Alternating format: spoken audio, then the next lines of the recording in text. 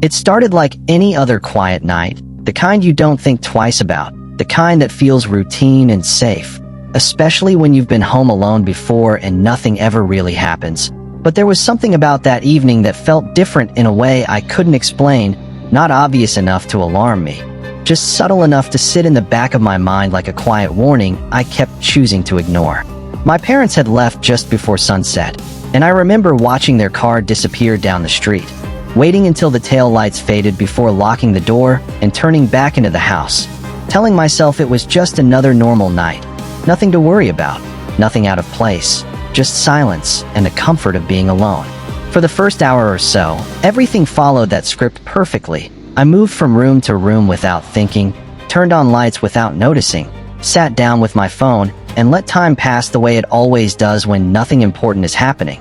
But at some point, I realized something that made me stop completely, something so small I almost dismissed it, but once I noticed it, I couldn't unsee it. The back door was slightly open, not wide, not enough to draw attention from across the room, just enough for a thin line of darkness to cut through the frame where it should have been closed, and I stood there staring at it, trying to remember if I had gone outside earlier, trying to convince myself I must have forgotten to shut it properly. But the more I thought about it, the less that explanation made sense, because I hadn't used that door all day. I walked toward it slowly, every step feeling heavier than it should have, my eyes fixed on that small gap as if it might change if I looked away for even a second. And as I got closer, I noticed something else. The air near the door felt different, colder, like the outside had already started creeping in before I even touched it. And for a moment, I just stood there, hand hovering near the handle, debating whether I should close it or step back and think about it more carefully, because something about the situation didn't feel right, not in a dramatic way, just in that quiet, persistent way that makes you hesitate without knowing why. I should have stepped back. Instead, I pushed the door open. The yard was empty, completely still, nothing moving, nothing out of place, just the fence, the shadows, and the faint sound of something distant that didn't belong to me. And I remember exhaling slowly, almost laughing at myself again for letting something so small get into my head. But that feeling didn't go away. It stayed there, sitting just beneath the surface, refusing to settle. I closed the door and locked it, this time making sure it clicked, pulling on it once just to be certain, and I told myself that was the end of it, that whatever had happened was nothing more than a simple mistake, something I had overlooked.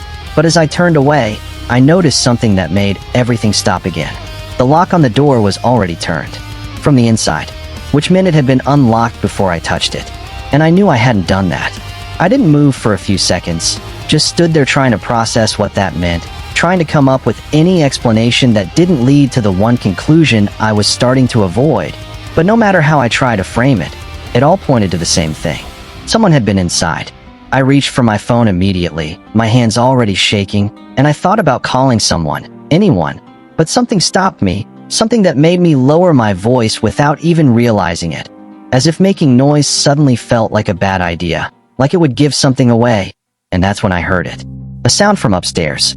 Not loud, not sudden, just a soft shift, like weight moving across a floor that should have been empty, and my entire body froze, every instinct telling me not to react, not to move too quickly, not to make it obvious that I had heard anything at all. I listened, and then it came again. Slow, careful, deliberate. Not the kind of noise a house makes on its own. Not something random. Someone was walking. Upstairs.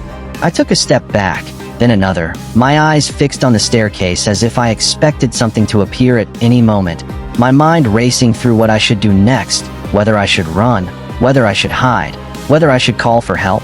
But every option felt too slow, too uncertain, like I was already behind in a situation I didn't even understand yet.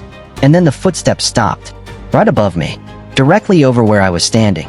The silence that followed was worse than the sound itself, because it felt like whatever was up there had stopped for a reason, like it was listening now, just like I was, waiting, deciding. That's when I realized something that made everything worse. They knew I was there. I didn't wait anymore. I turned and moved as quietly as I could toward the front of the house, every step controlled, every movement careful, trying not to make noise, trying not to give away where I was going. But before I even reached the door, I heard something behind me again. Faster this time. The footsteps weren't slow anymore. They were coming down the stairs. I ran. I didn't think. I didn't look back.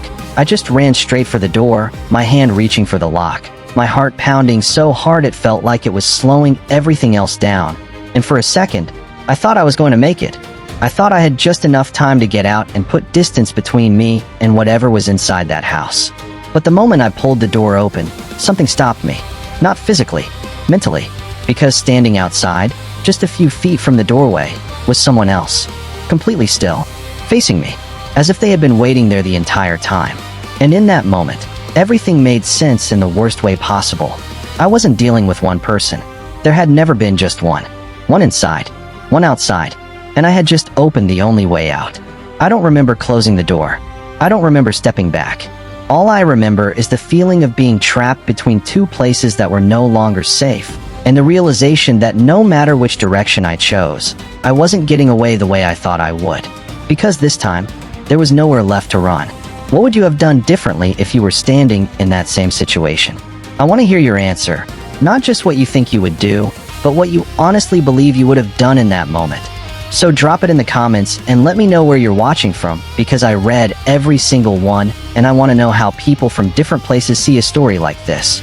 If this stayed with you, if it made you think twice about something as simple as answering the door, then make sure you like the video, subscribe, and turn on notifications so you never miss another true scary story from Veiled Whispers. And if you think this was intense, just wait until the next one.